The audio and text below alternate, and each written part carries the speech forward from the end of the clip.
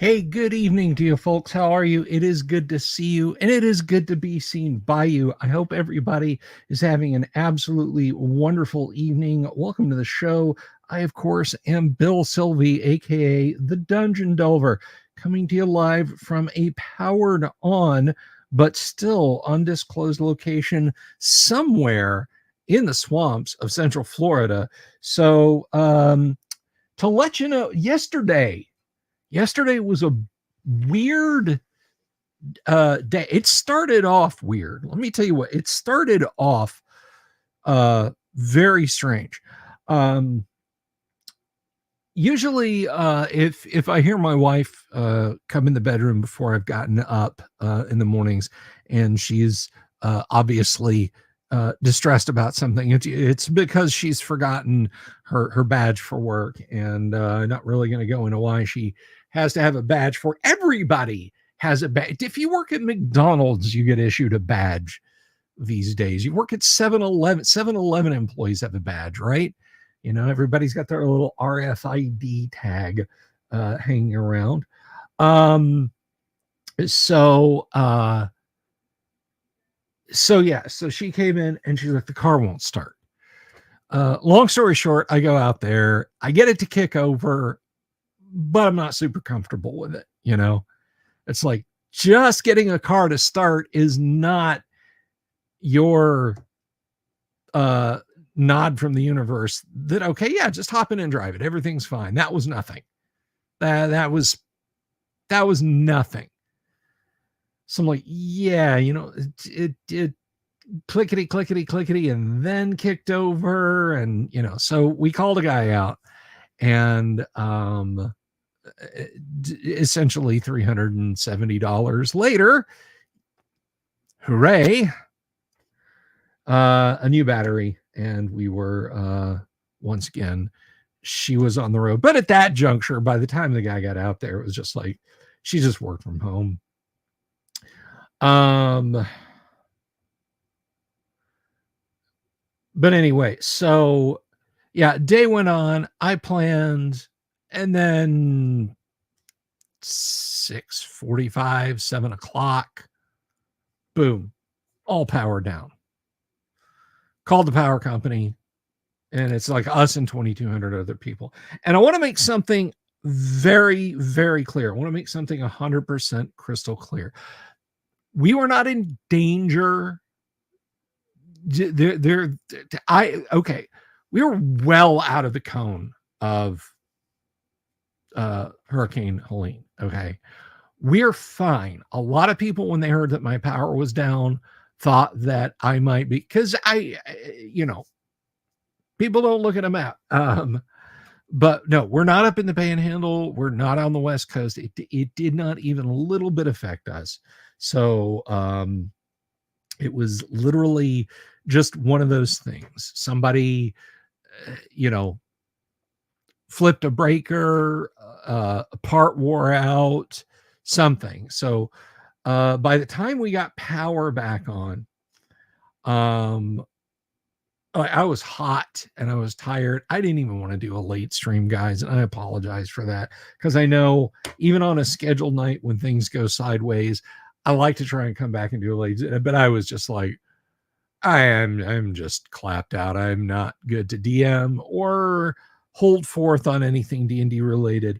But no, we were fine. So for everyone, for your concerns, for your comments, your mentions, thank you.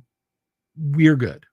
And let me just ask you something. Look, whether you are watching right now on YouTube or you're one of my viewers over on Twitter, if you haven't already, would you check the channel out on YouTube? Would you click the subscribe button and the bell icon for notifications? That would be incredibly helpful, guys. That would be really, really great. Hello, and I love seeing the channel grow, and I like growing the channel through positivity. And these live streams, generally speaking, are pretty positive things. So anyway, I want to scroll up and I want to say hello to everyone. Mead, Vinny, Jimmy, Savo, hello. Savo drop. By the way, if you don't follow Savo over on Twitter, please do. Savo has some absolutely wonderful drawings of the character Feifel, the elf. I love Feifel. She is my waifu. Hello, Pauper Knight, the Viking Hat GM. There goes my co-host. He's goofing off today. Jimmy Invictus, if I didn't already. Jorge Uribe, good to see you. Rabbit Wrangler. Chris, hello. Vinny, if I didn't already say Vinny. Robert Rabovsky Turner, good to see you. Yang Anzal. Daniel Rowan. Ian Wise, haven't seen you in a minute or two. So anyway, welcome everybody. Everybody, welcome. No Saurian, and it's good to be back.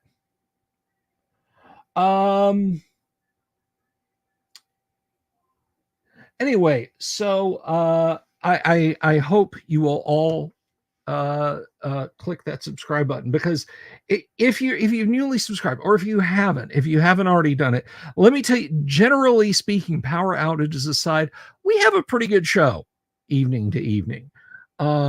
We have deep dives into AD&D lore. We have classic tabletop RPG reviews. We have interviews with wonderful people. October is jam-packed full of interviews with people. I'm having to bring in the fold-out couch for people to crash on. So we have a lot of stuff going on interview-wise in October. And of course, we have our Let's Plays, which brings us to this Friday.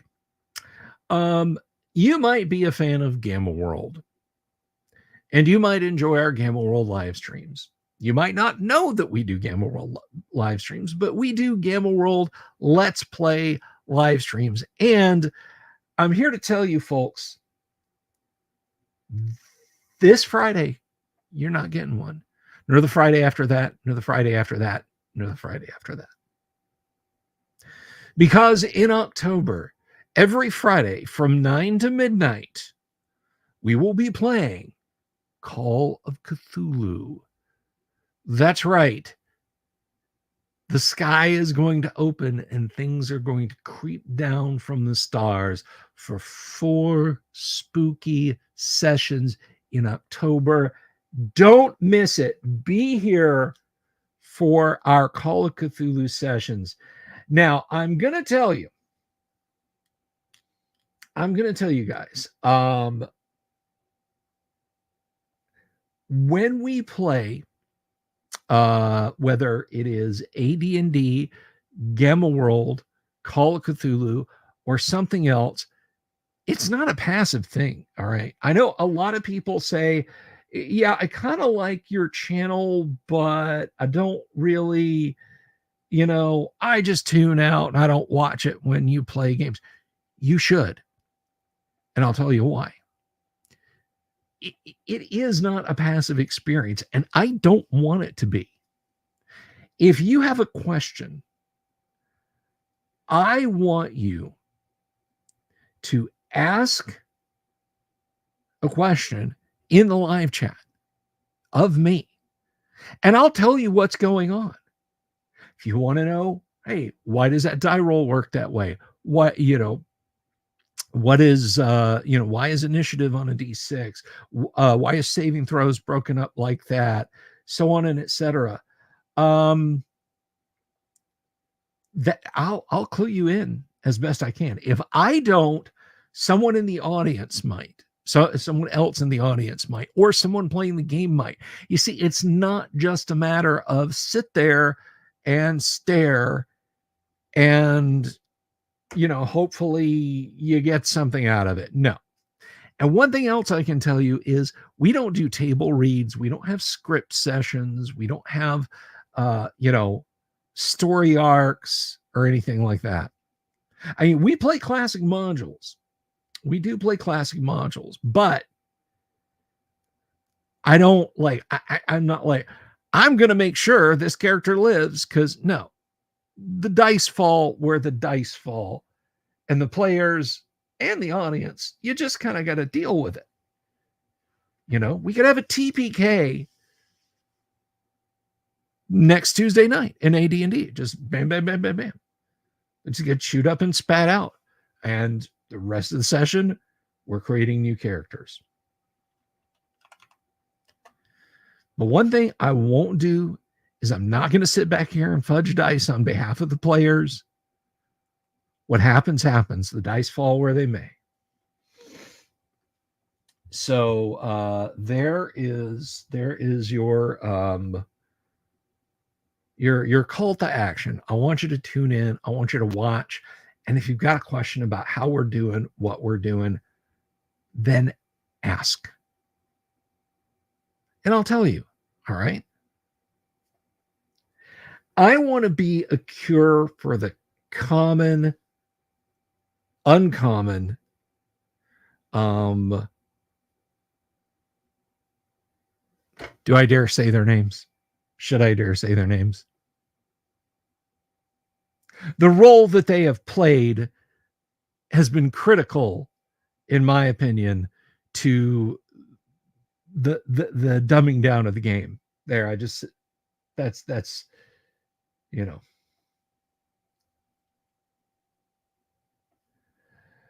But anyway, so that is that is what we've got going on through the rest of October. But I will tell you, that doesn't mean we can't still have fun with a little bit of Call of Cthulhu. And we're going to do that tonight. And then we're just going to kind of have some open chit chat also. Dirty history and hobbies. Greetings.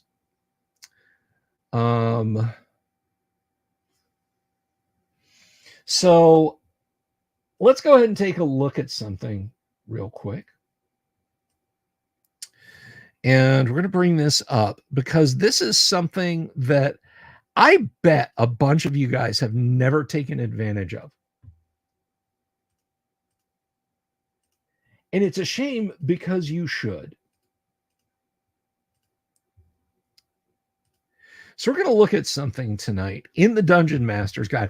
I've touched on it before, but we've never actually rolled up our sleeves and gotten into it.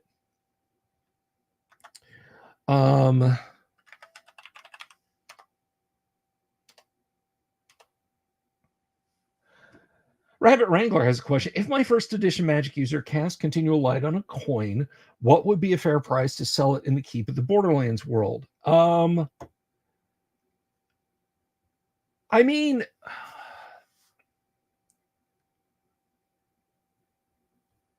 that's a good question, you know. Given that it would have to have an appliance like a leaden box to be put in to hide the light, or a wooden cylinder or something like that, I would deem that, you know, I don't know. I think there'd be a lot of, you know, what do you want to charge for it? And what is your character's charisma? And then go into reaction rolls. Yeah, well, I want 100 gold pieces for it. Roll percentile dice, you know.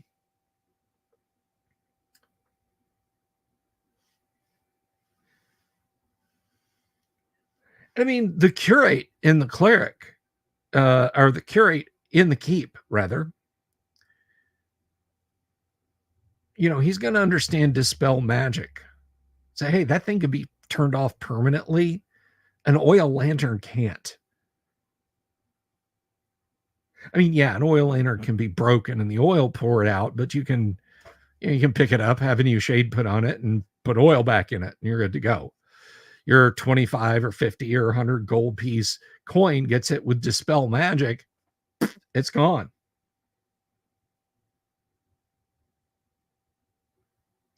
Pauper Knight, selling magic items is usually pretty easy because lords and viscounts and the wealthy will always have agents out looking to buy them.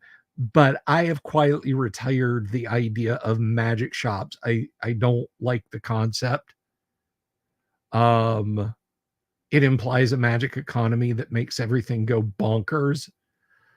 So, like in Greyhawk, the Collegium Magica will buy magic items, or wealthy collectors in the city will buy magic items, and that's only after careful consideration. But, you know,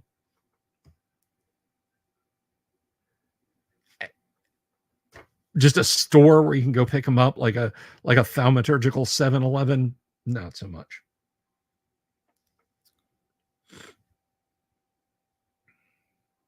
Good evening, Lightning. I wasn't ignoring you.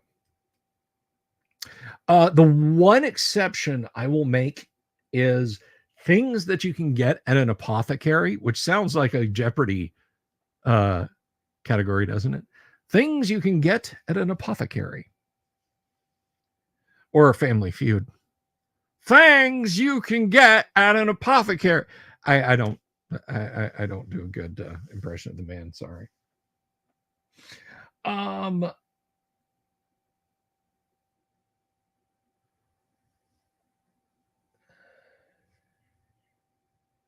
Yeah, magic shops for potions and stuff. Because that's just an alchemist. And even then, I'm going to say, you want a potion of healing? Here's what I need. Go bring. And then he'll make it and then charge you, the going price.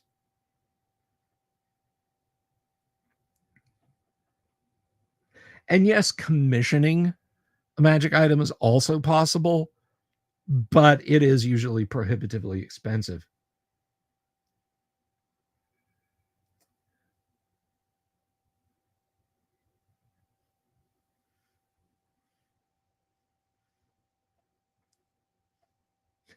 Continual light on a sword to pass it off as a magic weapon.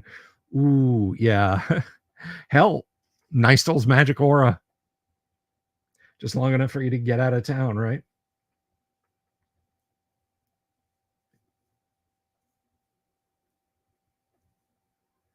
Things Alex Jones would hawk on his show. Ooh, yeah.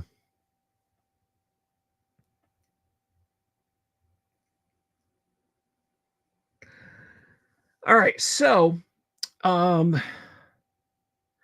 getting into it, let's talk about and let's actually do a little bit of Gamma World into AD&D. So let's look at this. I don't own Boot Hill, or we do Boot Hill someday. If one of you guys wants to buy me a Boot Hill set for Christmas. All right. But I do want to look back at Boot Hill in just a minute because it is relevant to this. So let's add, let's put this right here. John D. retired. If Alex Miss is selling, I'm buying. Oh, if Alex M is selling, you're buying. Okay. All right, so here we go. Now, this is on page 113 of the Dungeon Master's Guide. And Gary says, readers of The Dragon might already be familiar with the concept of mixing science fantasy and heroic fantasy from reading my previous article about the adventures of a group of AD&D characters transported via a curse scroll to another continuum and ending up amidst the androids and mutants aboard the Starship Warden of Metamorphosis Alpha.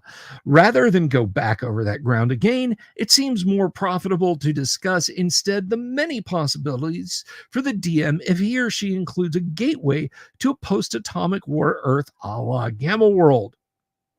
The two game systems are not alien, and interfacing them is not difficult. The challenges are very interesting for AD&D characters, and it might get one of the participants interested enough to get a separate Gamma World campaign going, thus giving us more money.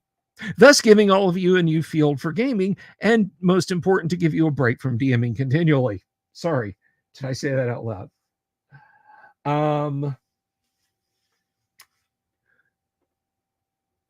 No, I believe you can still get Boot Hill.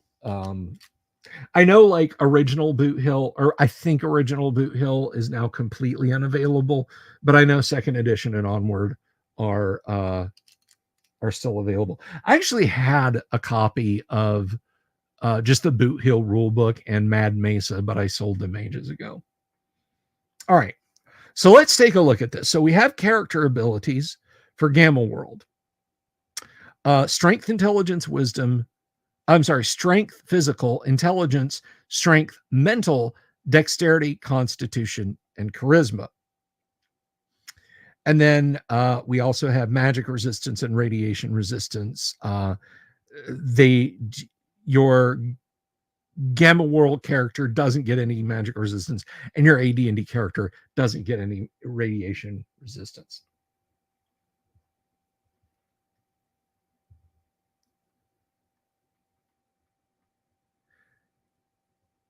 All right, so since I am initially more experienced with AD&D, let's start with AD&D, and we'll make up a character real quick for AD&D, and then convert the poor guy over to Gamma World. And you'll see what I mean when I say poor guy.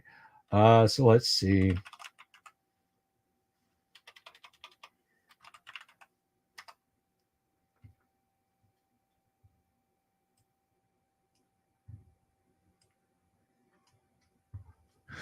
All right, so here we go. We're going to do 4 die 6, drop lowest, arrange to taste. And we'll leave that up, but just for the time being, let's roll this out where everybody can see it. Not a bad start. It looks like we've got a 14.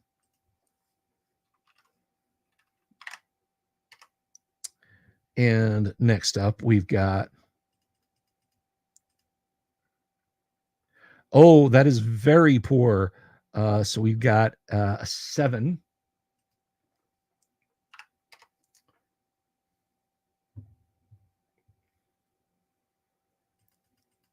I'm not going to say that'll never happen, Yang.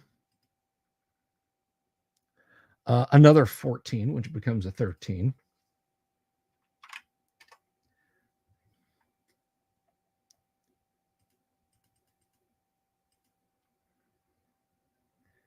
Oh, these dice. So that's an 8. Better get some good die rolls here. Gamma World to Merp. Nope, I don't have that much time like left in my life. That's a little better. There we go. So we got a 17 there.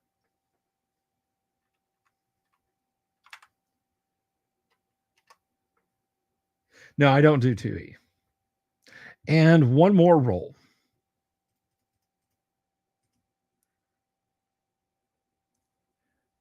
And it looks like we've got an 11.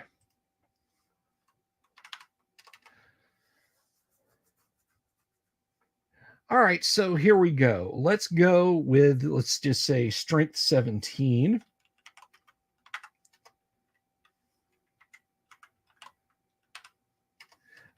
Intelligence 8, wisdom 7,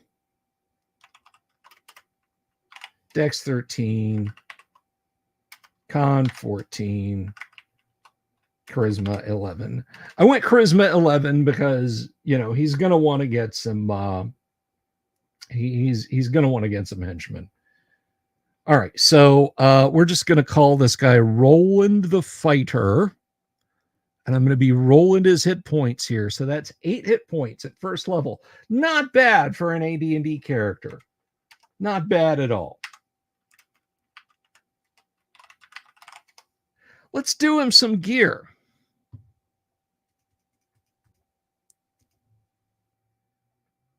We've got 140 gold pieces to spend on gear. I think we can go chain, longsword, small helm to get him to AC 5, small shield.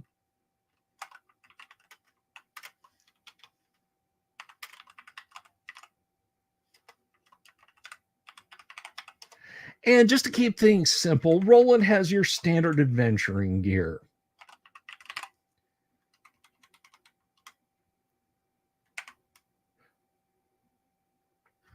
But soft, we have to convert Roland over to Gamma World. So let's pop open the Dungeon Master's Guide again. All right. So Roland R01 for ND. He is strength 17, strength physical. Comes right over, and I'm pointing at it with a mouse, like you guys can see that. Strength physical, as in AD&D with percentile bonus included. We have no percentile strength. Intelligence. Well, Roland's not any smarter or dumber.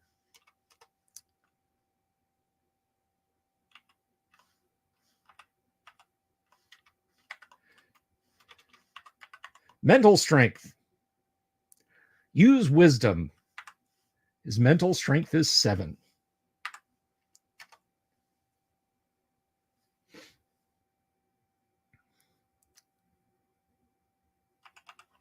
Dexterity 13. Constitution 14. Charisma 11. Now, you might say, well, Bill, that's really simple, but let's keep going. Hit dice. Gamma World characters should be allowed to retain their total based on their constitution, while AD&D characters should retain their hit dice and bonus points gained by level. Roland starts out with 8 hit points in Gamma World.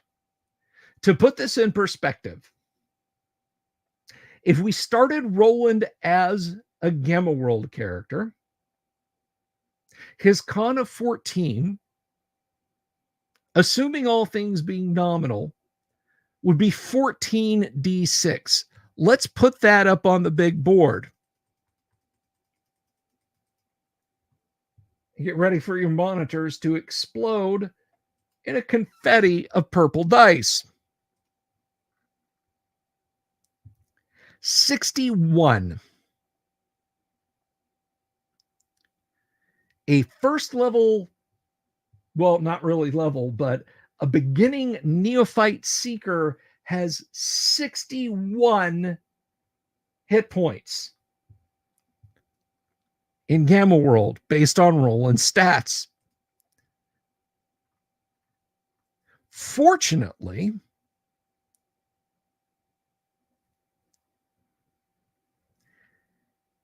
chain and shield is the equivalent of sheath armor, metal piece armor, or total carapace. So Roland's armor class of 5 does carry over.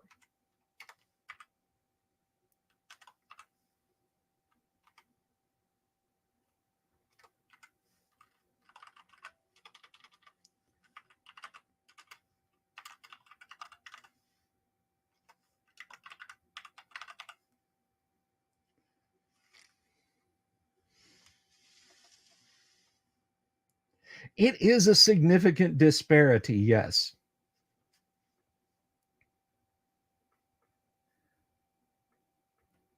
You always thought that was a typo. 1d6 points per point of con. Hit dice. Gamma World characters should be allowed to retain their total based on their constitution, while AD&D characters should retain their hit dice and bonus points gained by level.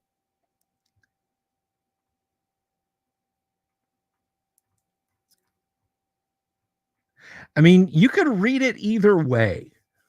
You could read it either way. But if you look here again, sheath armor, metal piece armor, total carapace are the equivalent of chainmail and shield or bandit or splint mail. Saving throws. As noted, Gamma World characters get no save against magic spells, although some mental mutations will modify this rule, see below. Likewise, AD&D characters are not allowed any radiation resistance. Poison saves should use the GW matrix in a Gamma World area. Otherwise, the AD&D system is used. So let's take a look at that. So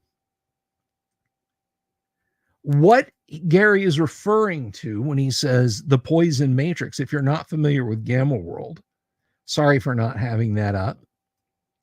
Here is the poison matrix, and it is entirely based on a character's con. There are no saving throws in Gamma World versus poison. So here we have the character's constitution. We know that Roland has a constitution of 14. So Roland's in pretty good shape. A Gamma World poison won't start to do him damage until we reach strength 16, or I'm sorry, strength 13 through 15, doing 1, 2, and 3 points of damage. And 16, 17, and 18 or higher, equaling Roland's decease. Now, let's go over and look at radiation. Roland's going to have to deal with a lot of strange stuff. You mean those perfectly round bowl-shaped depressions should be avoided? I cannot collect the obsidian stones that are pressed into its surface? Again, Roland's constitution of 13 means that he's in no danger of taking mutations until we start hitting radiation intensity 11. He's going to pick up, 14. He's going to start picking up mutations at 12 and 13. Now, interesting factoid. The D indication under radiation mutations, and this applies to Gamma World characters, and I would apply, hey, Imperial Ramblings, how are you, my friend? It's my sound guy, by the way, Imperial Ramblings.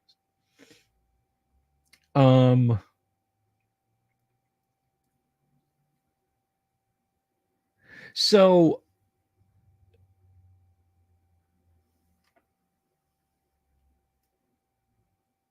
the D, as you see there, for dead, that is not insta-death. There is kind of a saving throw associated with it. When you take radiation damage in excess of what it would take to kill you, let's say your constitution is 18, and you take an 18 strength radiation pulse, it is not insta-death. There is a 20% chance on D100 that rather than dying, you take a mutation. Little known fact. So Roland needs to stay away from radiation. Hopefully he can find a friendly individual willing to help him out. So there is our Roland. Now let's talk about combat for a moment. Fighting ability. GW characters in an AD&D world fight at the level indicated by their accumulated experience points. AD&D characters in a GW campaign use the latter system of resolution to hit regardless of level. So a seasoned Gamma World character, let's say they have 20,000 experience points. They've slain a lot of mutants. They've recovered a lot of tech. Let's hop over to the player's handbook. And we are always going to use the fighting man as their baseline. So 20,000 experience points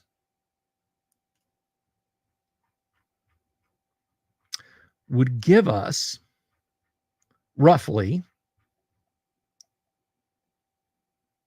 a 5th level character.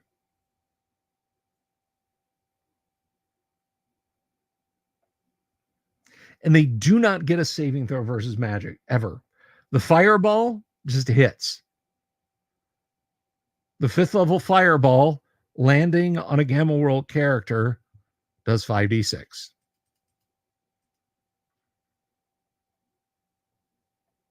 That would scorch, but not kill our 61 hit point having Con 14 Gamma World Roland. AD&D Roland would char and die. So let's hop back over to the Dungeon Master's Guide. Movement, use the AD&D movement rates for characters as the scales are roughly equal. Yes, they are. Turn sequence, use AD&D considering a search move as a round and combat melee round as a segment. That is important. That is something that can be exceptionally helpful. Exceptionally helpful. Now, I want to hop back up just a little bit. We're not playing it, we're just discussing it, Michael. So saving throws. As noted, characters get no saving throw versus magic spells. AD&D characters are not allowed any radiation resistance. Poison save should use the GW matrix.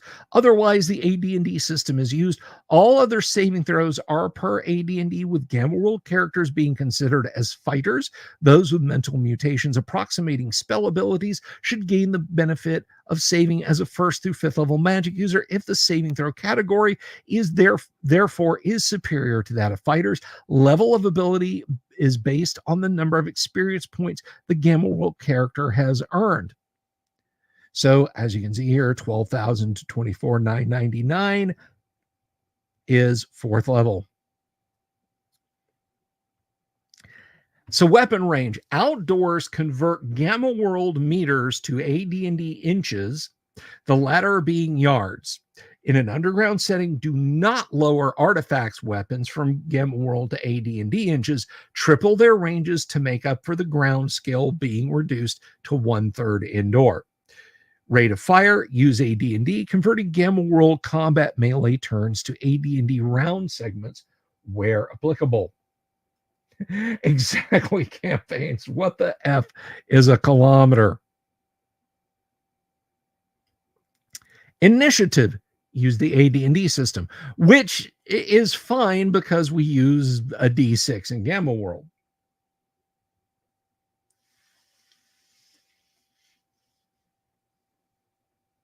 By the way, if you happen to be watching over on Twitter, give us a shout. Say hello. Say you are watching over on Twitter. I love to hear from folks over on Twitter. Looks like there's 54 folks watching over there, which is really nice.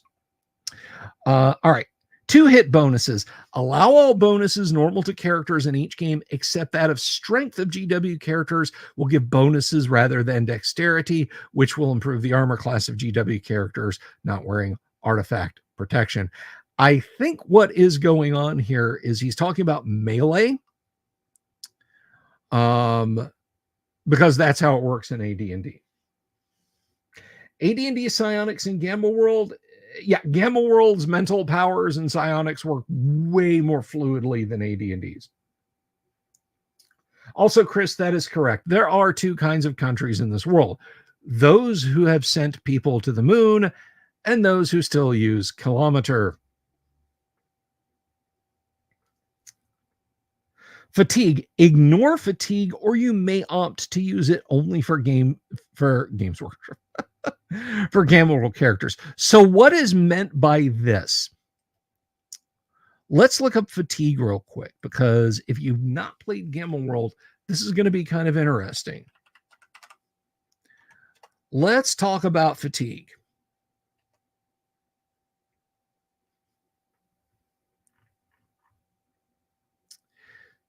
So this just regards melee combat, swinging a club, stabbing with a spear, etc., etc.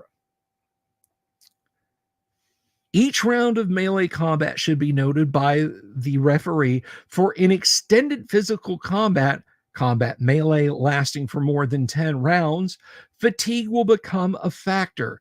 Fatigue, as will be explained below, decreases the ability of a combatant to hit a target and also lessens the damage done by a physical blow, as from a sword, spear, or fist. So what can happen is you can have a monster, an NPC, what have you, attacking an AD&D character for an extended period of time, and the AD&D character is never penalized. They're never penalized for how long they swing a sword, thrust with a spear, stab with a dagger, what have you. They never incur penalties. The Gamma World character will begin to, and is it here? I don't know if it's here or if we'll have to go back. There's armor class, weapon class, use of the attack matrices,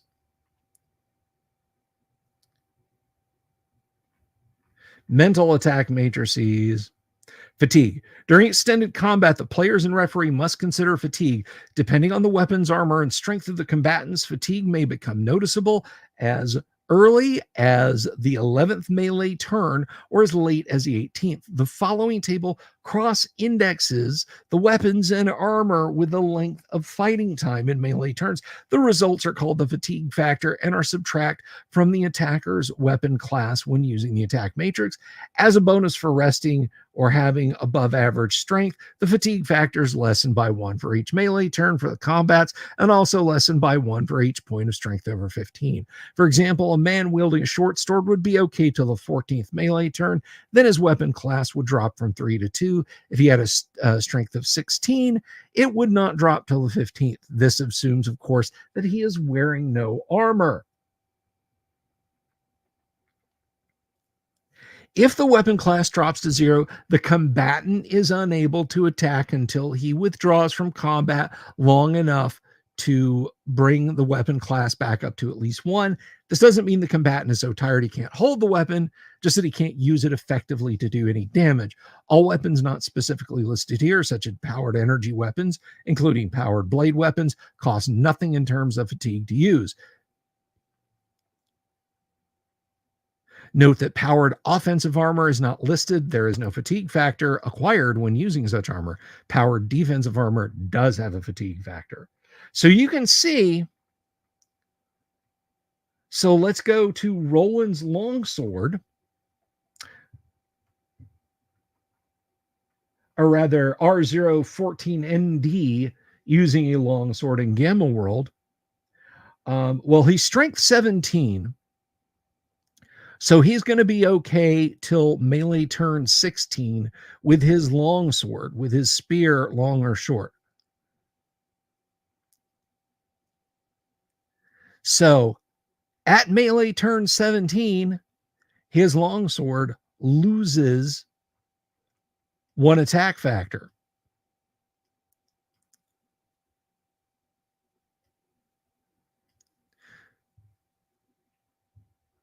So it drops down,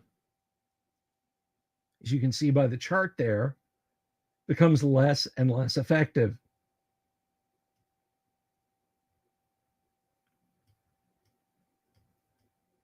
And then armor can affect it too. Remember, we're armor class 5. So swinging our sword in Gamma World on melee turn 15 or combat round 15, if you're using the AD&D nomenclature, you start incurring penalties. It's up to -4.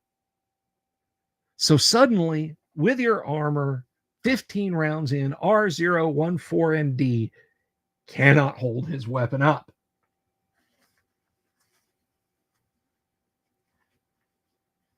So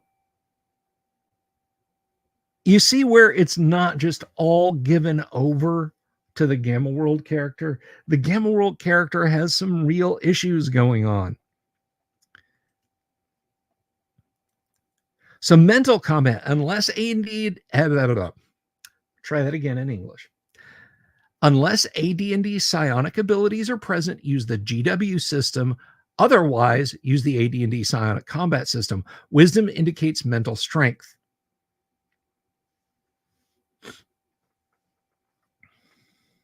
Now, something that gets overlooked here. Now, granted, Roland is a fighter who's been pulled into Gamma World. He doesn't have much to worry about in terms of spells. Magic users without their books will not be able to regain spells. Note, it says without their books. If your magic user has a spell book with him when he's cursed and brought in, he can still memorize spells. It doesn't say magic doesn't work.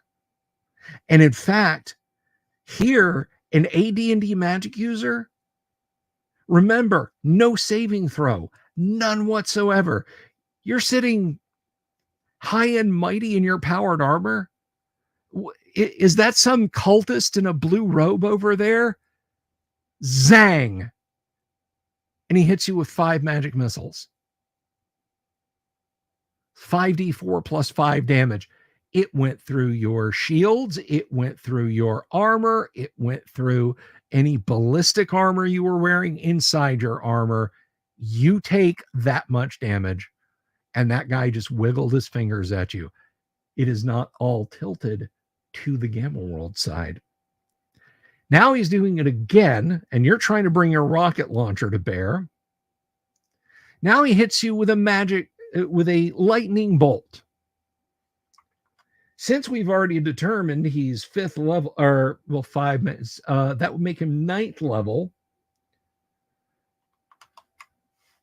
Let's see what happens when Yon Seeker in powered armor is struck by a lightning bolt from a 9th level magic user. 1, 2, 3, 4, 5, 6, 7, 8, 9. 33 points of damage, no save. Let's go ahead and calculate those magic missiles we threw earlier. 5d4. Let's see. I said plus 5. 20.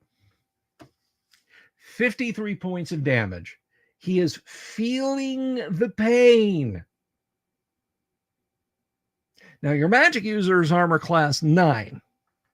He got surprised, then he lost initiative. Let's go over to Gamma World. Some kind of mutant using some kind of powers. Well, our boy in powered armor has a power. His power is a micro missile. That is a weapon class 16. Our magic user, Roland hasn't gotten there yet. Our magic user is wearing robes. He is armor class 10. R014ND takes aim with his micro missile launcher. Uh-oh. A 5. We missed. Look on the matrix. Target's armor class 10. Attacker's weapon class 16. Whoosh.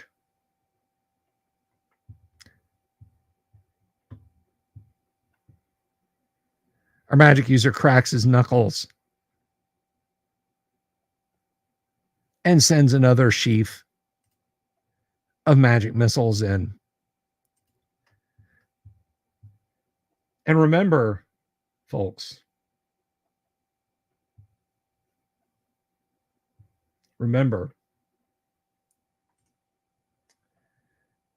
R014ND only had 61 hit points.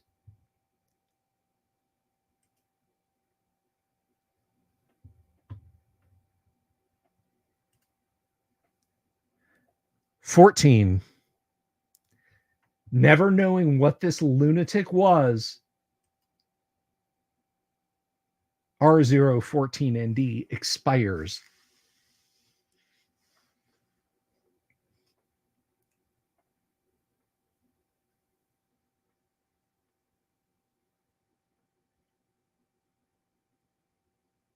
So, yeah. Now, unfortunately, Roland has gotten a different story. The curse scroll has dropped Roland.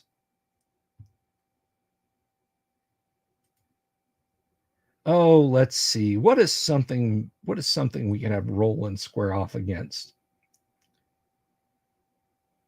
Let's just say he's in clear terrain.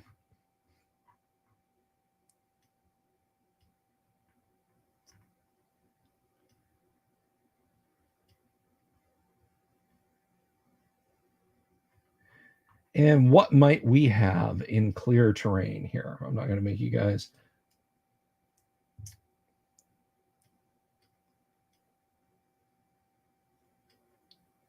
So we're in clear terrain. Let's roll a d20. Ha! I got a 20. It's Cryptic Alliance. Roland's not so fortunate as to run into a Cryptic Alliance member tonight. A 6. It's a hoop. Things are going to go bad for Roland. Potentially.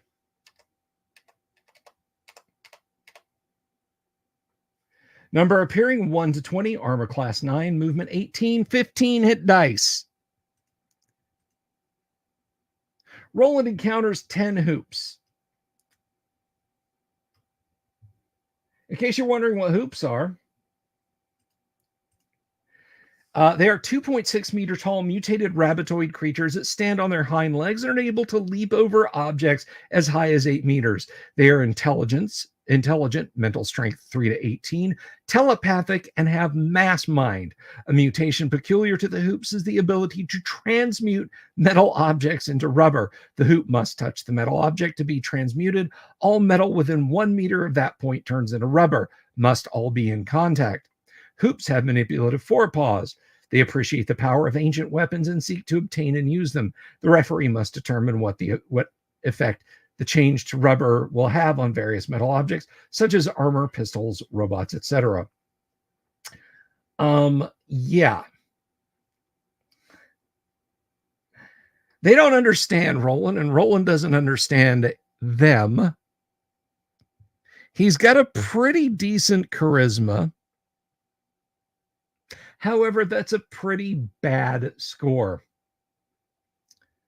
Well, let's see. Do we have a good hoop random encounter that we could actually? Yeah. I don't think we have a pre-generated hoop encounter. We don't. So we've got 10 hoops, 15 hit dice, average 45 hit points apiece. But 15 hit dice puts them in a certain amount. So they kind of hop over to Roland. Note he's wearing armor and carrying primitive weapons. So they proceed to hop in his direction. Roland braces himself for charge and will get one swing at the first one that approaches him. It's armor class 9. Roland rolls a 16. He hits and does 4 plus 2 is 6 points of damage. I'm sorry, you guys can't see that. He rolled a 16 to hit. And now at least 6 of the hoops have moved over to him. Roland is going to continue to fight. He knows that fleeing is of no help. He rolls a 3 for initiative. The hoops roll a 1. He swings at the one that he wounded. He misses, and 6 of them all swing at Roland, who again is armor class 5.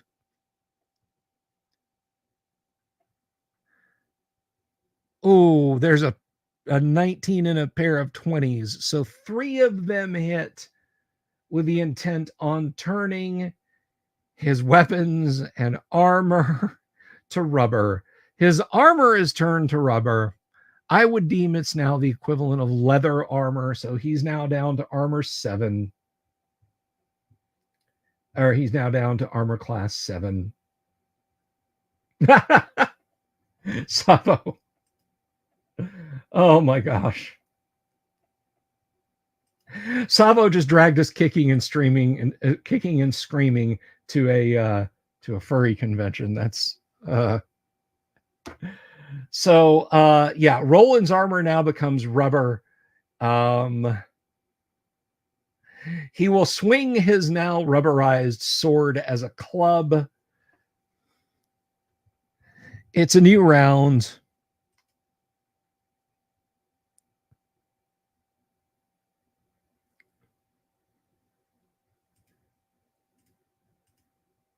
Come on.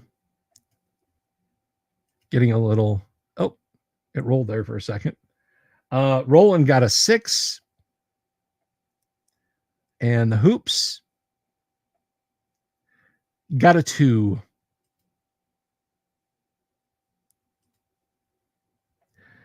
So Roland got a 6. The hoops got a 2. He swings at the one that he'd hit before.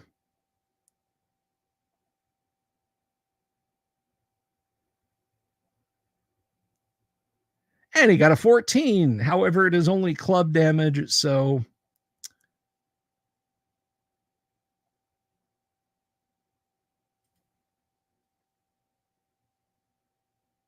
come on. We're having a little bit of trouble with the dice tray tonight.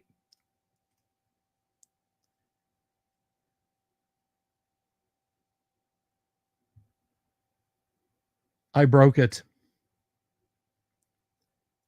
So he does 3 more points of damage to the hoop that has 45.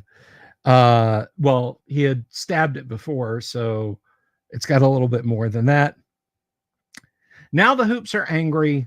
3 of them draw machine guns and fire on Roland at close range.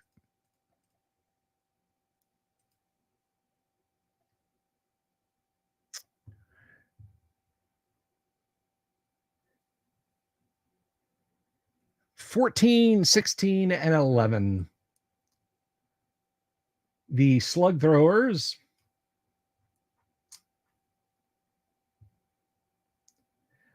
these are submachine guns, so we'll say that they're class 10.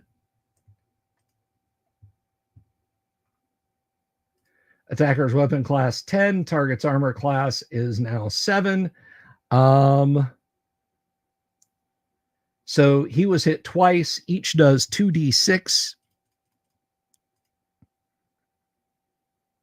Never fully understanding what happened to him, Roland expires in a radioactive desert surrounded by giant rabbits with strange magic wands.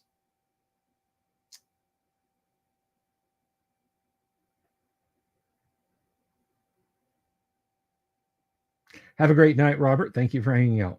We're almost at 100 watchers right now, guys. I think that's pretty cool.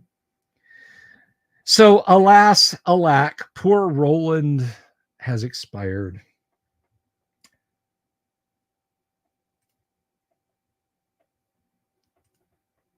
I think there's a Fievel comic there, Savo. I don't want to tell you what to do.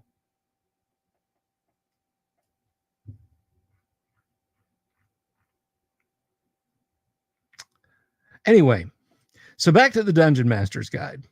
Our magic user's done exceptionally well, but so the magic user now walks over and starts checking out this strange bulky suit of armor. The Gamma World artifacts, except those with chemical bases which could be reproduced, will operate in the AD&D world just as most magic items will function in a Gamma World setting. AD&D characters are limited in ability with regard to Games Workshop. I did it again, damn it. Gamma World artifacts to those operable under Chart A.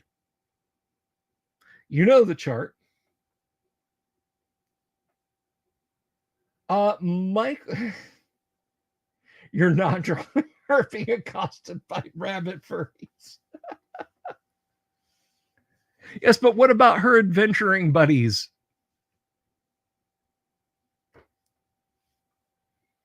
Just think about it, Savo. Just let your imagination go. Anyway, the new record between X YouTube for live watches. I got like in the 270s the first night I did this. It has settled back down considerably, although on game nights, sometimes we go into the 200s.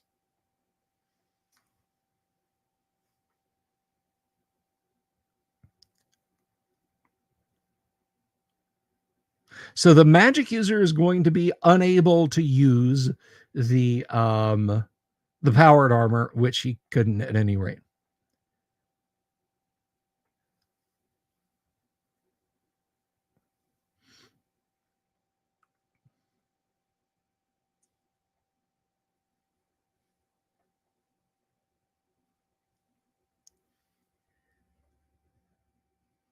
Research on the object will allow a 1% cumulative chance of operating charts B and C items as follows: each day of research on type B objects with a 100 gold piece per day expenditure, each week of research on type C objects with 1,000 gold pieces per week cost. Naturally, such study and research must be uninterrupted and undisturbed. So our magic user, if he has means to get home and take the powered armor with him,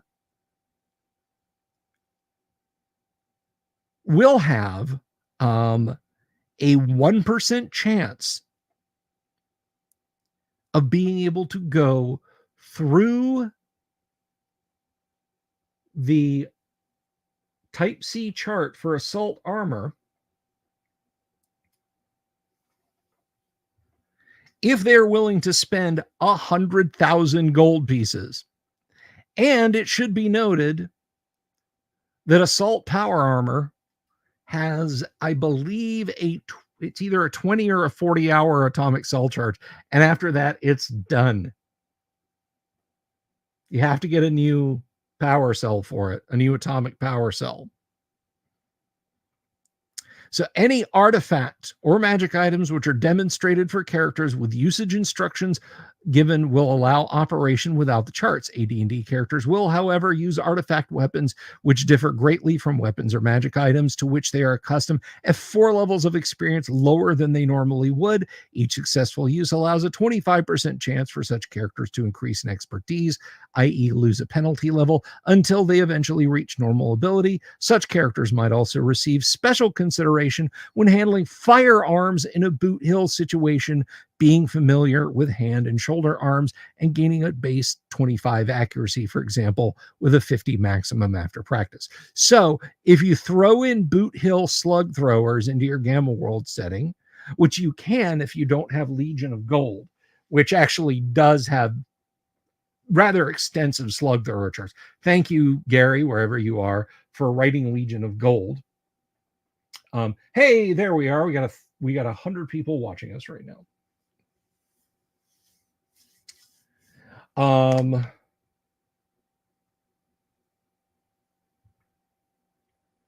Yes, my print on demand Gamma World is very crisp. I like it a lot. So, yes, in Legion of Gold, Gary gave us a plethora of light weapons of various calibers, which Jim did not. Jim just had slug thrower, and Gary had this beauty. Let me open this up real quick.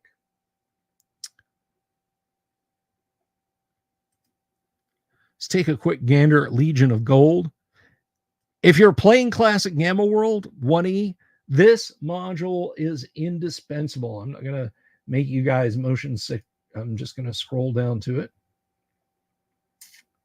Yeah, you can't get the covers detached.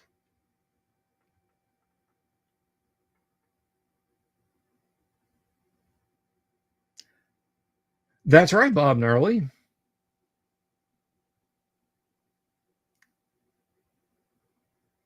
We've had a few famous people stroll through here.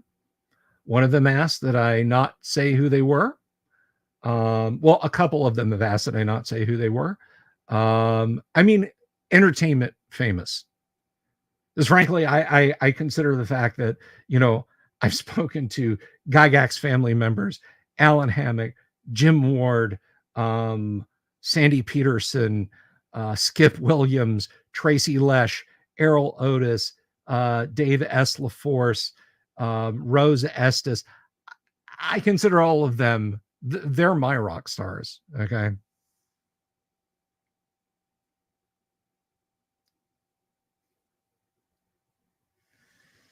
Um,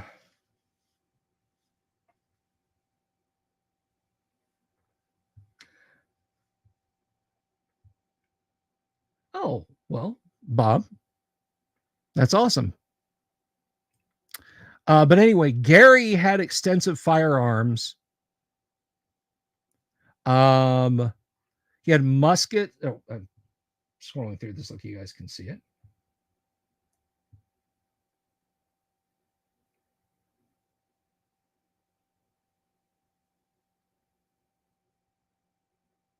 68 pumpkin damage.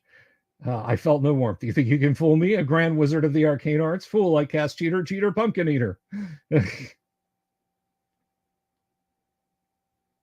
Well, thank you, Bob. Please tell him I said hi, and he can feel free to swing by and say hello anytime he wants. Anyway, so yes, Gary had like guns for Gamma World. So starting off with a rifled musket, which communities would start they would start making these. Then we got mini grenade launcher, which would be like an an M203 or an M79.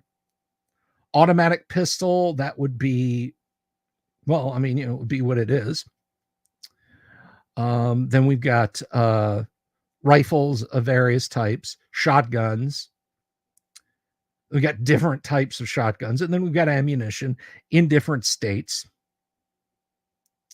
in different conditions, I should say. That's right, Engine Joe, a bloop tube. Boop. Man, get the Roach a flare. Roach don't need no flare, man.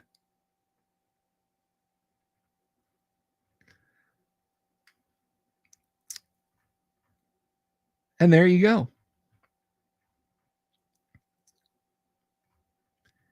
So yeah, get it if you want to play a serious long game of Gamma World and you want to play it a little bit gritty.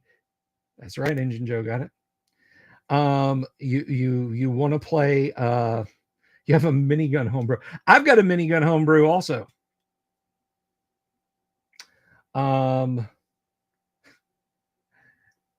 Man, you guys, we should really dig up one night just for funsies Gary's FBI file.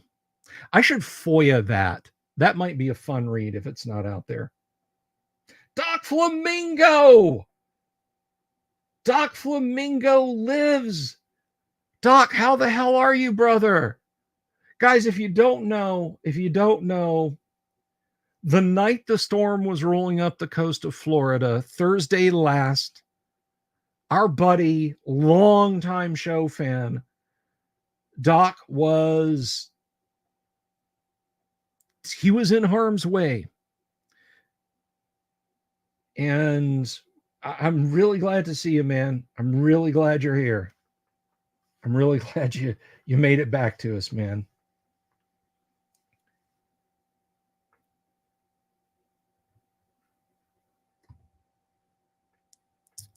Is that why attendance has been so light tonight?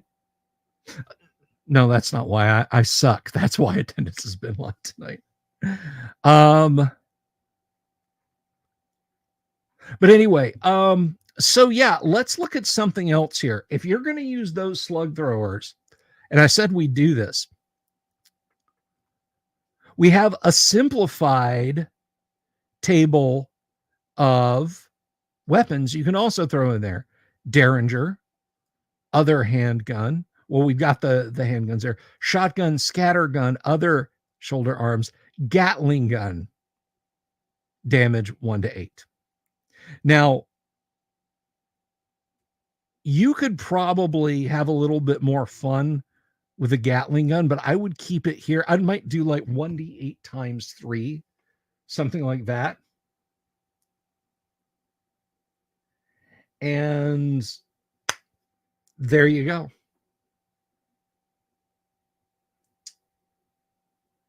We mentioned it I keep thinking last night. We mentioned it Monday night on the show, RPG Grandma. I saw your post about Shauner. I didn't really know him except he would come in the live chat sometimes and interact and leave comments on my videos sometimes. But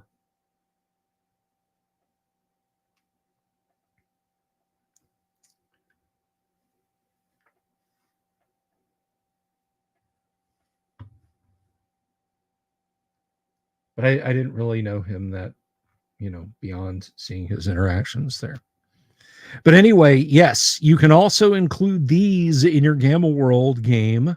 There's nothing to stop you.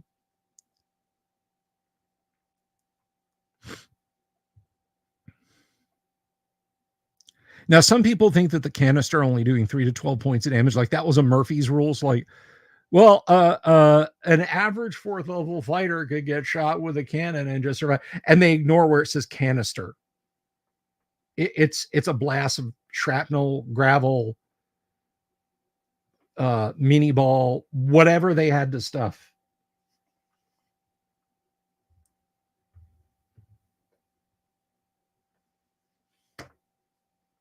Gonzalo Lira's bar tab. Hello, how are you? Good to see you.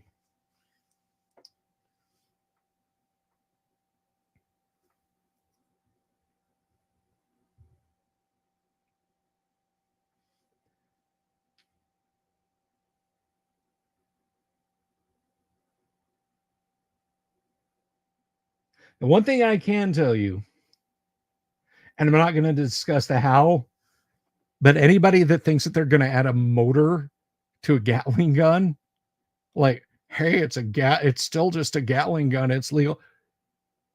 They will put you under the jail forever for that. Who was it? I was watching a GunTube channel many moons ago. And it wasn't Paul Harrell, at least I don't think. But there's a company that will sell you a 38 caliber Gatling gun. Hand crank, comes with magazines. You get like 25 shots or something out of a magazine, but you turn the handle, tat, tat, tat, tat, tat, tat, tat, tat. Small thing. It's only like this long, that big around. Wee little thing.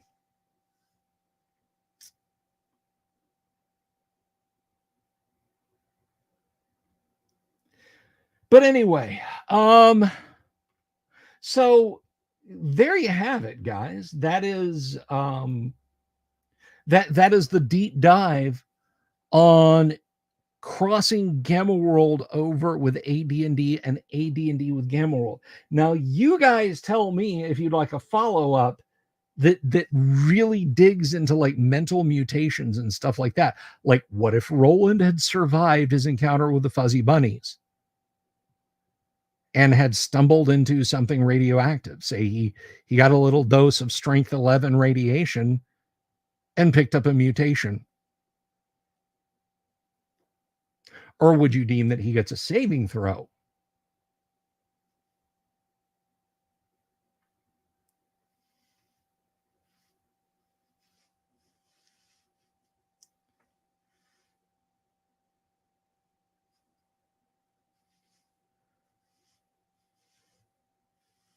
Jimmy Invictus, those are legal in all 50 states, not just Texas, all 50 states.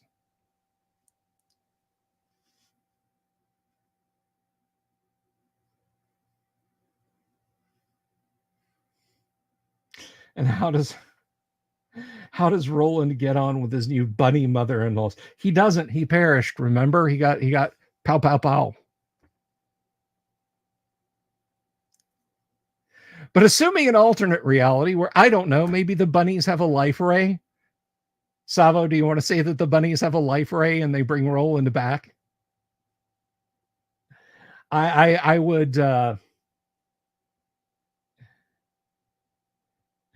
would suggest, let's see. Does Roland get life rayed back into existence? Can it read properties of reading message?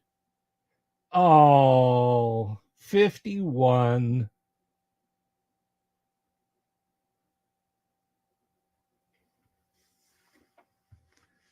Of course, since we're given over to using so many different things from different systems, perhaps we could use Roland's system shock roll, in which case the 51 would have worked.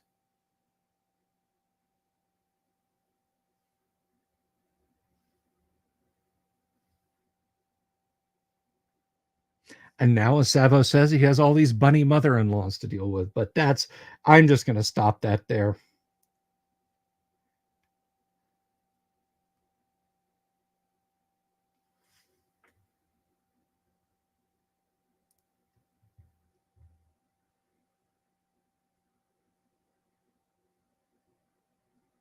The hoops aren't bringing him back out of altruism. Oh my God. What have I done? What has my life chat become now? Poor Roland, I'm so sorry. Wherever you are, Roland, I'm so sorry.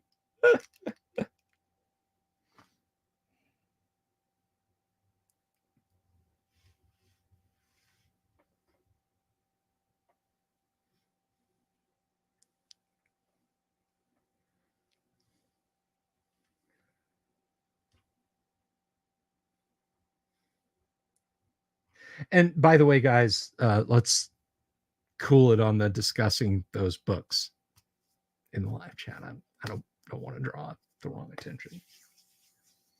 One of these Mondays, I'm going to have to pull out Space Hulk again so you can see. Maybe Mondays are really difficult because I play AD&D on Mondays, and that is, I mean, that's really more of a Thursday. I could do it on a Thursday or a Wednesday if Kyle's not here. But I would not be opposed to bringing down Space Hulk.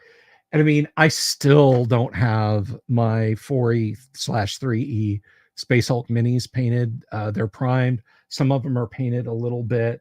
But my 2E, my whole set of 2E minis is playing. But we could maybe deep dive the 3/4E rules and use those, but use the 2E minis. I certainly wouldn't say no to it. Any day between Sunday and Saturday. All right, well, we'll have to look at it. I got to be honest, I really oh, that's very cool, Engine Joe. I really genuinely do not like promoting Games Workshop's games and materials on my show, but these are out of print. These are unobtainium. It'd be like if we did a deep dive on Battle Royale, I'd be okay with that.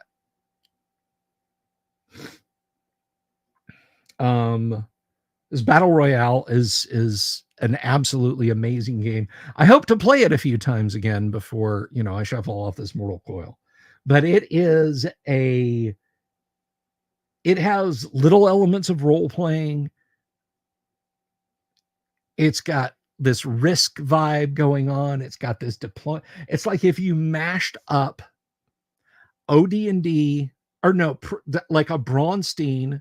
Yes, I said it. I said Braunstein. It is like a Braunstein. And if you play it, you're playing it like a Braunstein, or at least you can. Come at me. Anyway, it's like a Braunstein. It's like a it's like a it's just a mashup of so many good things, and it starts out in year 1000 Europe. It's not a fantasy game. Send you those Terminators and you'll paint them. We'll talk about it.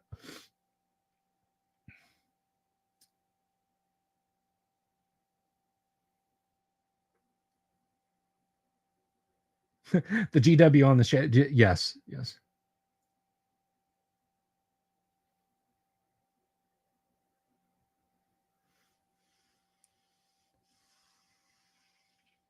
By the way, Bob Gnarly Magic Man, I have a question for you. I'm literally just curious. You can answer this yes or no. Does your cousin's friend Dave still watch the live stream? Because I know he did, and he interacted with us on the live stream once upon a time. And I just wanted to know if the truth was still out there.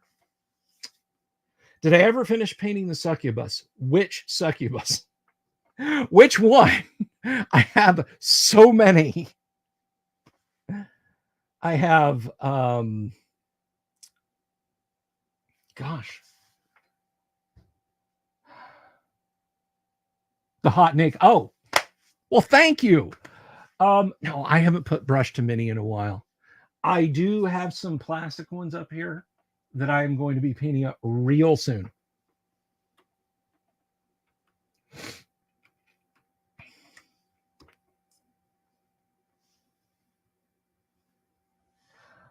Oh, the one I was doing live is painting up a succubus. Oh, Sophie the Christmas succubus. No, I haven't finished her. I have not finished Sophie. Do we have tripod cam? Yes, we do. Okay. I will show you guys where I got with Sophie real quick if you guys want to see it. So let me step over there. Straight out of Greyhawk. Let me see. She is on the to-do shelf. Where is she? Where is Christmas Sophie at? Need a little extra light. Apologies. There she is.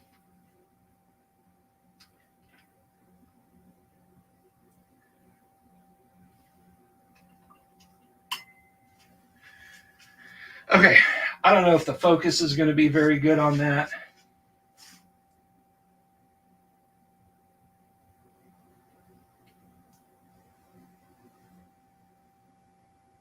What do you guys think? Can't hear you.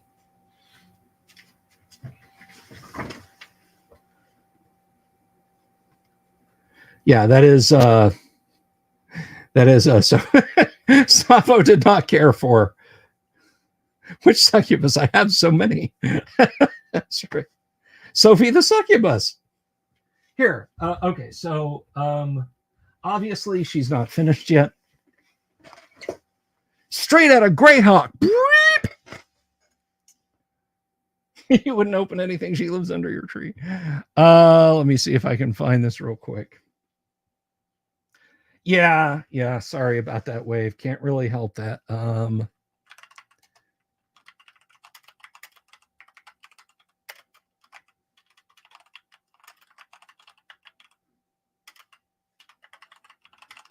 Let me see if I can find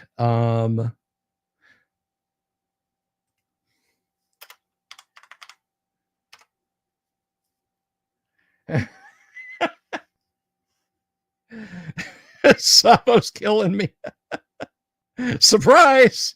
Eternal damnation and STDs.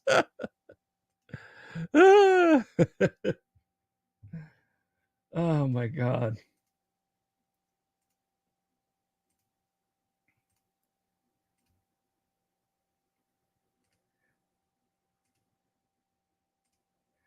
So yeah, this is she.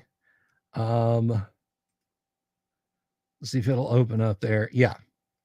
So that's what I'm painting. That is not a great photo. That is probably off the Reaper website from 2002 when like a 3 megapixel digital camera was hot shit.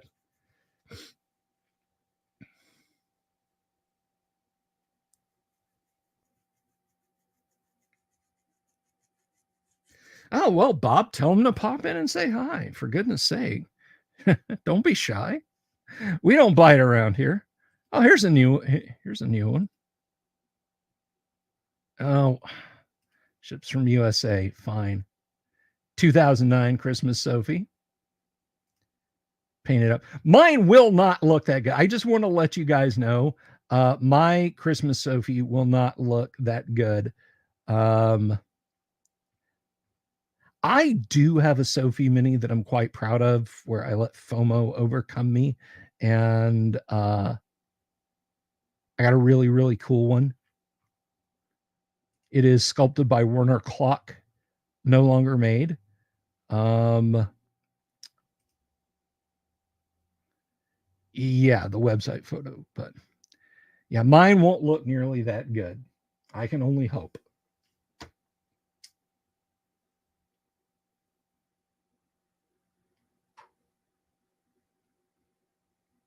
Oh, that's very cool, Bob. If you guys are going to be up at EggCon, I'm going to be up there in July. If anyone wants to stop by and say hello, I'm going to be doing streaming from EggCon. I'm going to be running games. I'm going to have merch. This channel has merch. That's right. This channel has merch. Did I put the stuff in the description? Christopher Sims, good to see you. But please drop the merch link. Absolutely. I don't remember if I put it in the thing.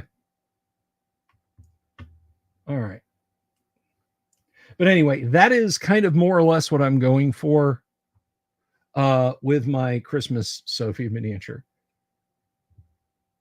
Yeah, Volcano God. Heidi Gygax and Eric Garland. Well, Heidi Gygax Garland and Eric Garland's little birthday convention celebration of Gary. I'm going to be up there. Alan Hammock, Jeff Talanian. The guests may outnumber the attendees. I'm just kidding. It should have a good number of people. But I will be up in southern Wisconsin if you wish to hang out and elbow bend the cold and frosty, whatever the cold and frosty may be. Let me see. What was I going to go? Oh, right. Let's go over here. I may have to change something on the fly. Content. Got to look at content. Live. We are live right now. All right. So here is my merch. This is probably some of the coolest stuff. Lake Geneva volcano.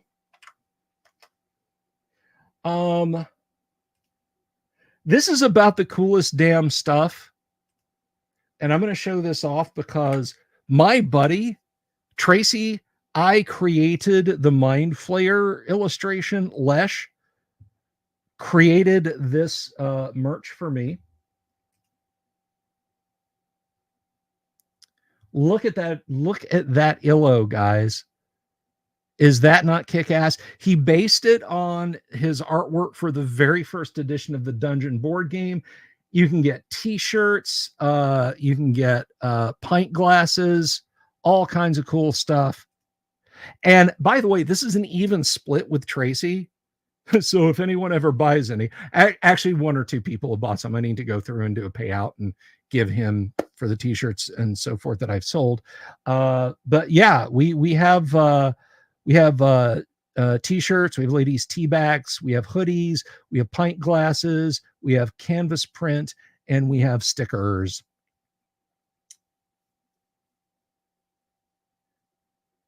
So yeah, if you guys want to support the channel, it is super helpful. If you want to pick up some merch, it's all really kick-ass. And Tracy did such an amazing job on this art. Now, I'll tell you a funny story. I'm going to embarrass him a little bit. He did the art, right? He did the art, and I get it. And I'm just like, I'm gaga over it. And I'm looking at it, and I'm like, wait a minute. Wait.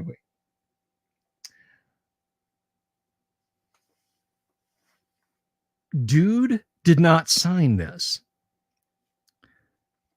I was insistent. I said, I want you to go back. I want you to make a little adjustment for me. Wherever you want to put it, I don't want it hidden in art. I want to see it. I want your signature on this. You would have to go to Dungeon Minister's merch page, but yes, he does. Yeah, Tracy is just a stellar guy. I need to have him on the show again soon. Love Tracy to pieces, but yes, I made him sign it. And right down there at the bottom, I don't think you guys can see that real well, but if you go over to the page, if you follow the link that I put up there, you can see very clearly where he did sign. That's wrong one. What are you doing? Control plus should increase the size of something always. You get a nice hoodie. Winter's coming. Get a nice hoodie. Get yourself a Dungeon Delver pint glass to put your hot drinks in. I don't know. But anyway, yeah. So we got a little bit of merch there, and it's pretty awesome. It's pretty awesome.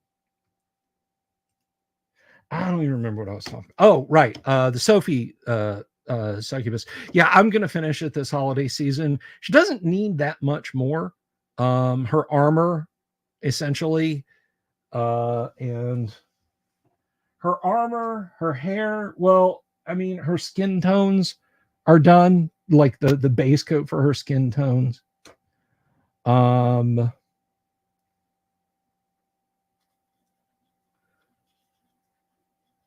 I lied. She is not basically done. She's basically begun.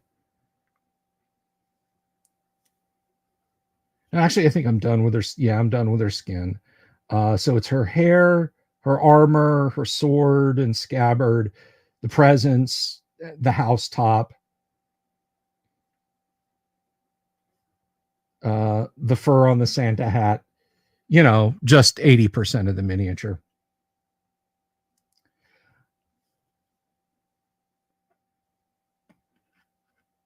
Oh, I was talking about the Warner clock. Yeah, so I have, let's see. I have, don't know if she's where I can retrieve her.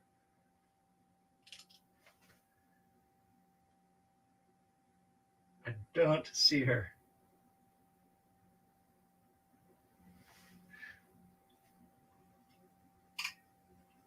But somewhere here on my shelf of shame, I know it's here.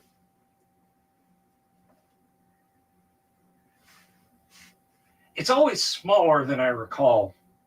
I always think it's this big, huge thing. Ah, there we are.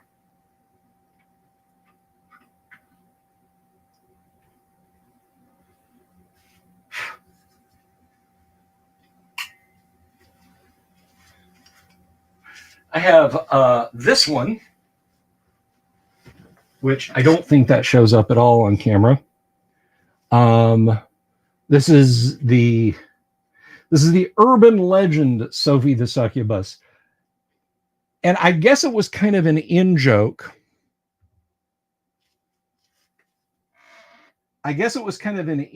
She is completely blown out. You guys can't see that at all because of that studio light. But the urban legend 72 millimeter Sophie is completely nude. And I think probably they came up with this idea of let's make one that's clothed, chainmail bikini kind of thing.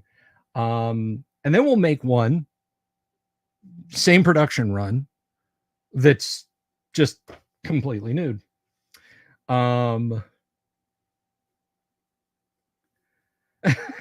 So,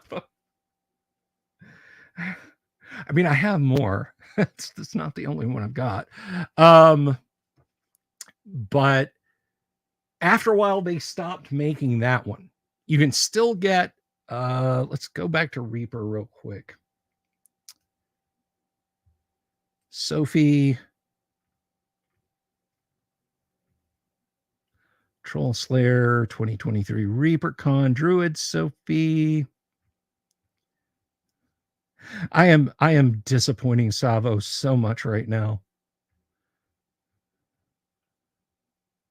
Savo's just like,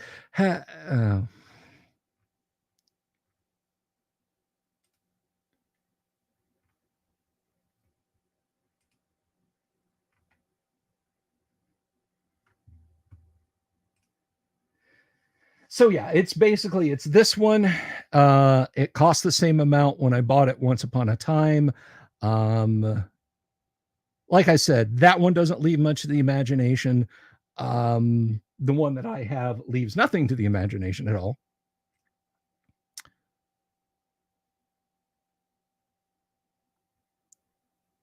And the urban legend Sophie, as it's called, is no longer in production. One day, yeah, where is the Feifel miniature, Savo? Rabbit succubus really bugs it. Yeah, which answers so many questions about Gen Xers. The man created the roper. Yes, he did.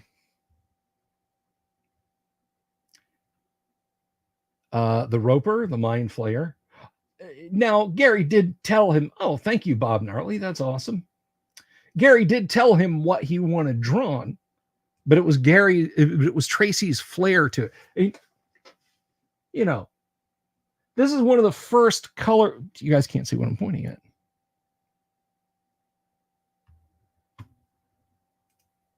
This is one of the first color pieces of D&D art. They didn't use it. They ended up not using it. But had they gone with Tracy's drawing, that would have been literally one of the first pieces of color art that TSR ever published. Right there. And I think that's pretty kicking rad. Now, for certain, that is a canvas print. That is a canvas print. Shelby and Tracy got me that as a Christmas gift a couple of years ago.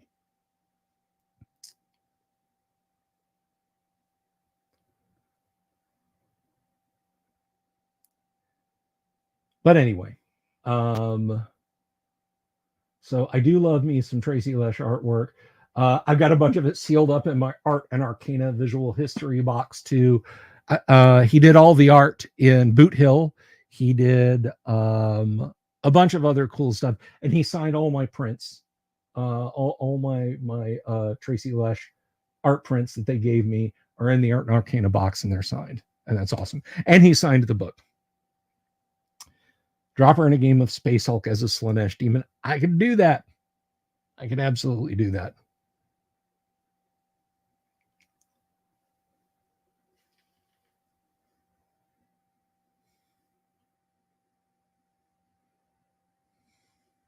There's a question for Savo. Should I ask you now, Savo, or save it till I have you on the show as a guest? Anyway, is it Feifel with a capital F or Feifel with a lowercase f? It's the important questions we need answered. But someday, I will be brave enough to seize upon the airbrush and tackle the urban legend Sophie. Fortunately, as she is metal, even if I screw it up, I, of course, can simple green and start over. I told you. The question is it Feifel with a capital F or lowercase f?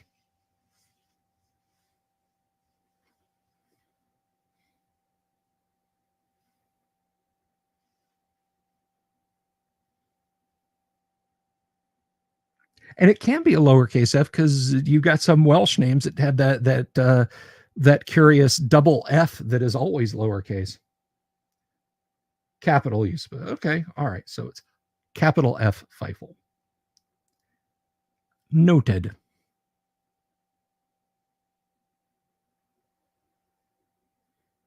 Just the one at the beginning.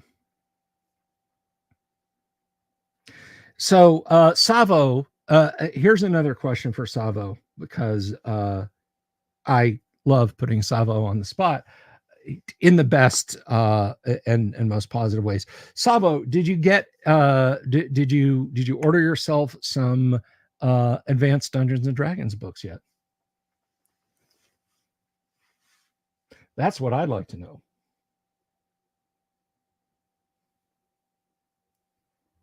It's LE, not EL. Real fans would know that.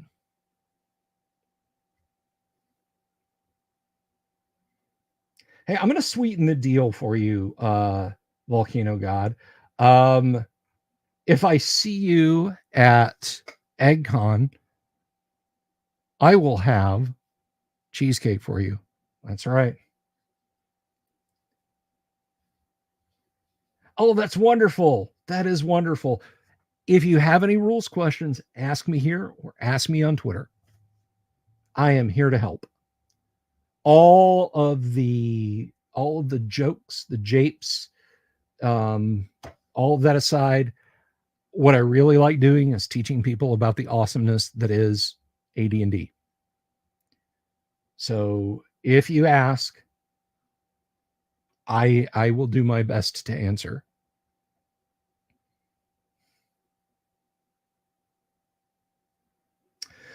The Bard class is all the way in the back because it is an option. And it is very atypical. Now, I have had one player take an AD&D Bard from I started as fighter, I switched to thief, I switched to bard. They made it all the way up to 8th level and then left the campaign, and they wanted their character to perish when they left the campaign. They did not want their character to just ride into the sunset, which is a shame. But he did it. He stuck to the grind and essentially had an 18th level character. Very theatric, just like a bard. Absolutely theatric, just like a bard. But he had a lyre of building. That's the stringed instrument, not somebody who tells untruths. Oh, sure, I'll build this for you. It'll be up to code. No, he had a lyre of building, and because of that, if you ever play in my World of Greyhawk campaign setting, it's not the World of Greyhawk campaign that I run. It's Gary's, but near the ruins of Castle Greyhawk, set off in a tamarack stand, safely far enough away that monsters cannot discover it, there is a very stout longhouse and stable. Only lyre instrument is every. Hey, there's a guy I haven't seen in a while. The Lyre of Teamsters Union. Paul was part of that campaign. It's good to see Paul back later. Have I ever had players supplicants to the greater gods? Greater class bard or cavalier? In my opinion, bard. Bard every day of the week. I mean, I've had, you were here one night, I think, Volcano God, when someone begged for divine intervention. And then another player at the table who didn't want that to succeed, my nephew, if you recall him, begged for infernal intervention. And so you had I think we had a diva, and then a devil show up, and they fought each other. He was mad that the diva won. Seamus was in a weird mindset at the time. He's chilled out a lot since then.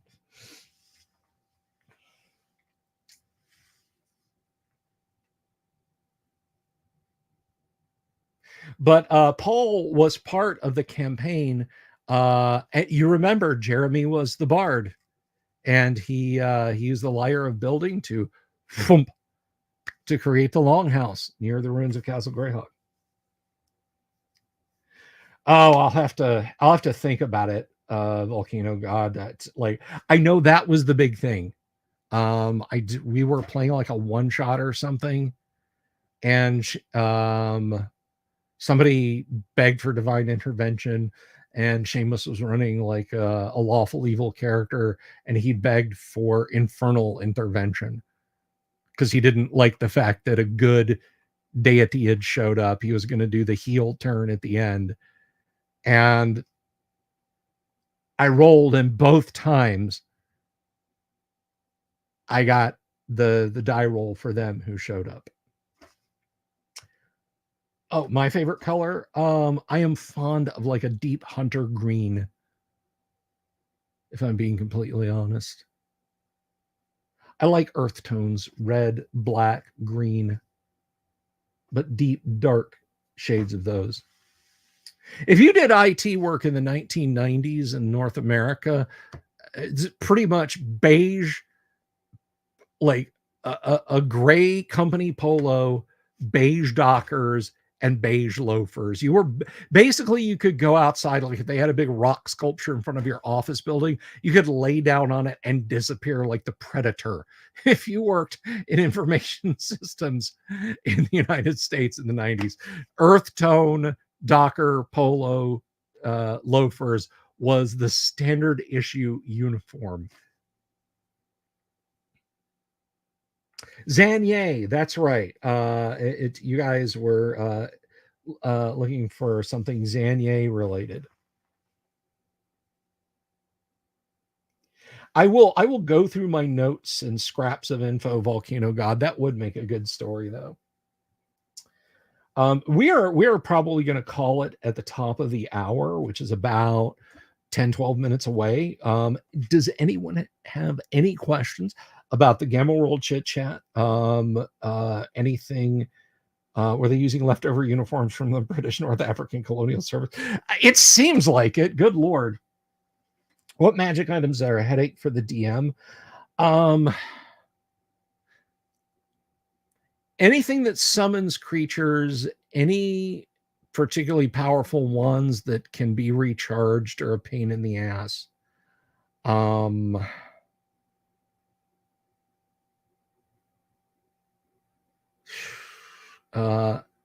Things that I know this is going to sound weird, but excavation tools, Matic of the Titans, things like that, that allow players like, oh crap, well there's this door, no problem, hack, and the party just tunnels around the secret door with a million riddles and wizard locks associated. It.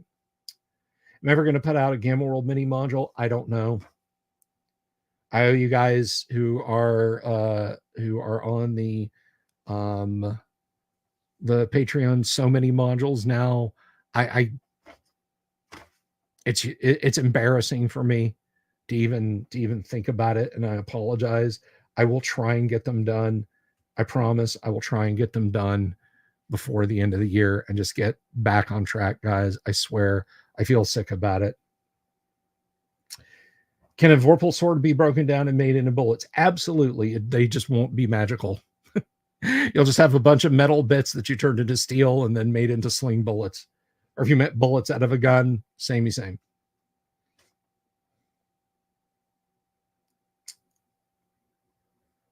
Sorry, Savo.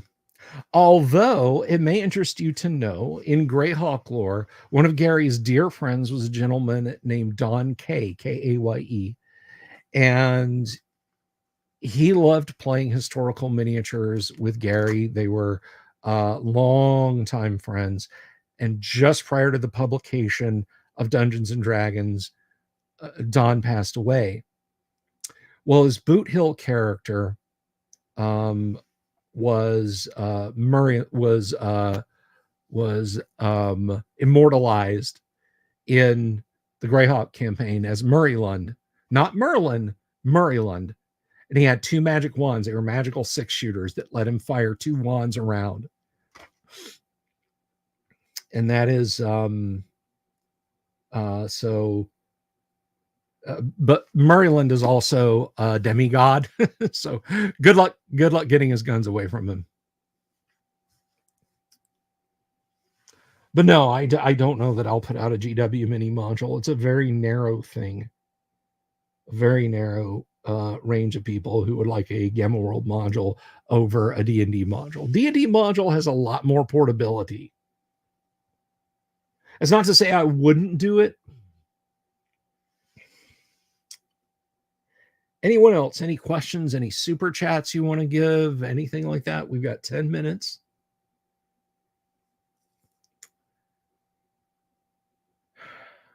But yeah, Jimmy, anything that lets you just like dig around clever traps and so on. Um, I've learned to hate the single person magic carpet.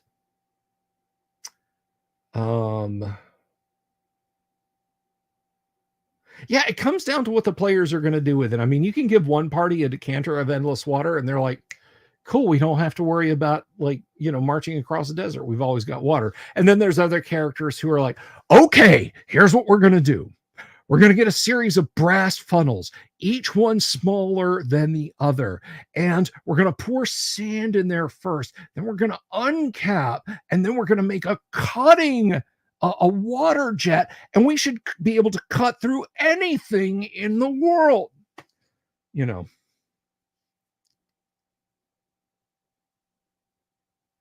What do I think a parody adventure called Descent into the Depths of the Skirt? What do I think the plot should be? I can't say that on air.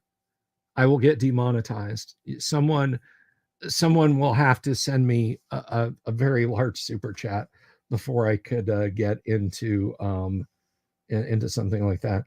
Thank you, great old ones, for hanging out with us this evening. Ever write anything for Call of Cthulhu? Only stuff that I ran locally. I've never written and published anything. No, I don't think it's. Oh, maybe we can ask that of Sandy if we can get him on this month. But I don't think Call of Cthulhu is open to external development. Although, I mean, we've got like Pagan Press kind of made their bones on creating third-party Call of Cthulhu material, and so do the creators of the Unspeakable Oath, but they may have gotten like explicit legal permission, asked first, then shot.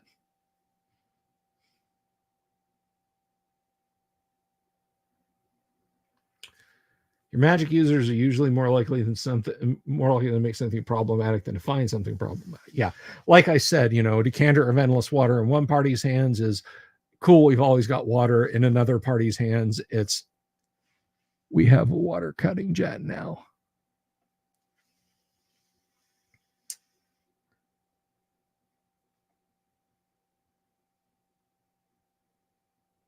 That is correct, Paul. Although I have gone very letter of. You remember Grendel, Paul, right? I'm talking about the old home campaign here. For Christmas one year, I gave one of the gifts I gave to the dwarf was a little garden spade. And it takes him like a turn to dig a foot, to dig like a 10-foot by 10-foot cube, but he can do it. And the party was like, and they're currently playing G2 of the Giant series. Paul, you are welcome back at the table if you want to rejoin us.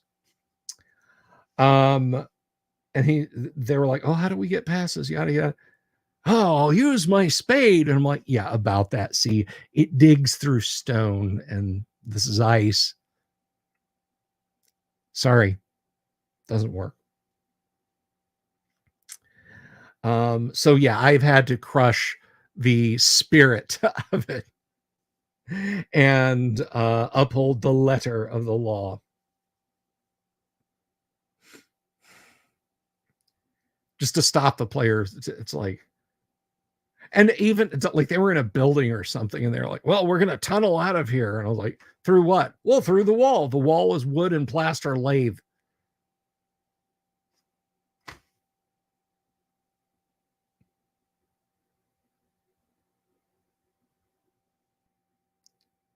So yeah, but I did that to myself. I very much did that to myself. I'm going to have the Christmas gifts for this year's Christmas game. So I'll tell you guys what I do. My,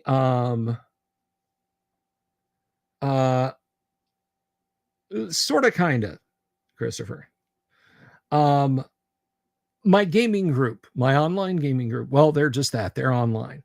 Now, I've been fortunate enough to meet Alan Grohe, my buddy Dan, and of course, my daughter who plays with us now. But that's it. Oh, and Kanek, plays in, and I've met her. And Jeff, I've known Jeff Johnson for a really long time. So, but everyone else, I doubt I'll get a chance to meet them in person. And certainly, I can't really give out a bunch of Christmas presents. I'm usually, well, you guys know how it is. So I run a Christmas themed AD&D game, and I've been doing it for a fair few years now. And what I do is since I can't gift the people, I'll gift their characters. I don't know, Wave. I don't know. I'm going to be asking some people. The thing about it is, the thing with Call of Cthulhu is I've got to have people who can be there every Friday this month. Every Friday. I don't want anyone to dip out. Yeah, that's Friday, Michael Dale. Now, I understand exigencies may happen right at the very end, but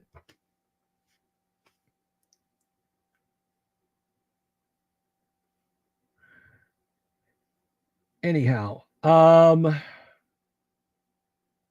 so one year I gave Mark, who plays our dwarf fighter, this little garden spade, and it's a dwarven garden spade. You can dig through solid rock, 10 feet a turn. And they've turned it on me, going right around traps, right through just, and what can I say? I did it to myself. So it'll be common items with charges this year rather than unique things. One year I gave Ioun. Everybody got an Ioun stone that does something, which I think most of them have forgotten about. They put it in their bags and that was it. The Baikahi ate your baby. The Baikahi ate everything. Your baby, your neighbor's baby, you. Bayaki, excuse me. I always say Baikahi, Bayaki. But anyhow, that about does it for me this evening. Listen, I love you guys. Thank you all very much for being here. Thank you to anyone who hopped over and purchased a shirt. That is always helpful. Again, if you haven't already, please click the subscribe button. Please click the bell icon for notifications. It's always super duper helpful. I won't give out a Sphere of Annihilation, Dirty Histories and Hobbies, although I do super chat them into someone's game. If you know, Jimmy knows what I'm talking about. Thank you for all for being here. Doc Flamingo, it was great to see you again. And everyone, please be well, please be good to each other. And I will be back tomorrow night. I don't know if we've got a guest in tomorrow night. I'm going to have to reach out to them. But if not, we'll do something fun again. I am sure of it. But take care of yourselves and listen, it's fall hibernation season is coming up. So I'm just going to tell you guys, be on the lookout for grumpy creatures looking to get in your trash and fatten up. And you know what I'm talking about. It's owl bears. Peace. Good night. Have you seen my owl bear?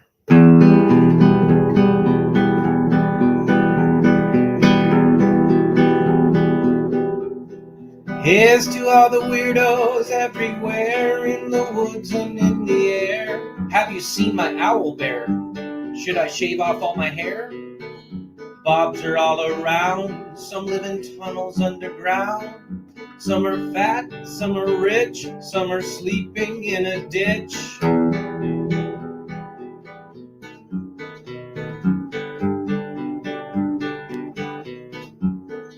Can you ride a crooked horse without a saddle way off course?